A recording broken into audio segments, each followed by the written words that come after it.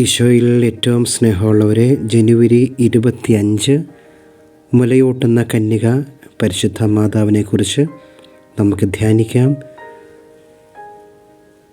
Icon of the mother of God, the milk giver, Palestine, 13-ാം നൂറ്റാണ്ട്.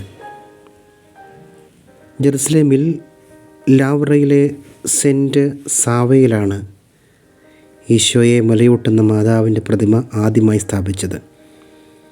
Cent സാവയുടെ മരണത്തിന് മുൻപ് അദ്ദേഹം പറഞ്ഞു, എൻ്റെ പേരുള്ള ഒരു രാജകീയ തീർത്ഥാടകൻ ലാവറയിൽ വരും.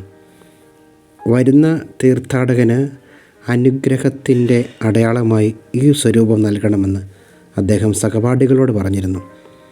13-ാം നൂറ്റാണ്ടിൽ സെർബിയയിലുള്ള സെൻറ്റ് സാവ ലാവറ കാണാൻ വന്നു.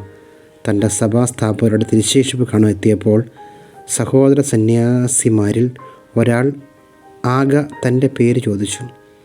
ഞാൻ സെർബിയയിലെ ആർച്ച് ബിഷപ്പ് സാവയാണെന്ന് പറഞ്ഞു. തൻ്റെ സ്ഥാപകൻ്റെ നിർദ്ദേശമനുസരിച്ച് ആ സന്യാസി പാല് കൊടുക്കുന്ന മാതാവിൻ്റെ പ്രതിമ സെൻറ്റ് സാവയ്ക്ക് നൽകി. നമുക്ക് പ്രാർത്ഥിക്കാം.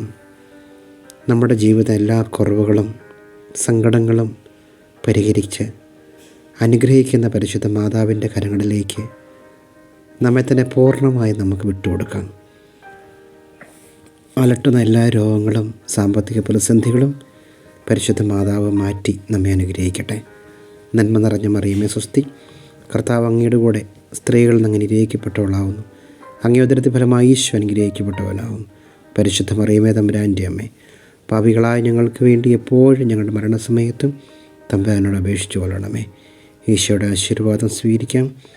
കർത്താവായ ഈശോ മിശിഹായുടെ കൃപയും പിതാവായ ദൈവത്തിൻ്റെ സ്നേഹവും പരിശുദ്ധാത്മാവിൻ്റെ സഹവാസവും നാം എല്ലാവരോടും കൂടെ ഉണ്ടായിരിക്കട്ടെ, എപ്പോഴും എന്നേക്കും. ആമേൻ.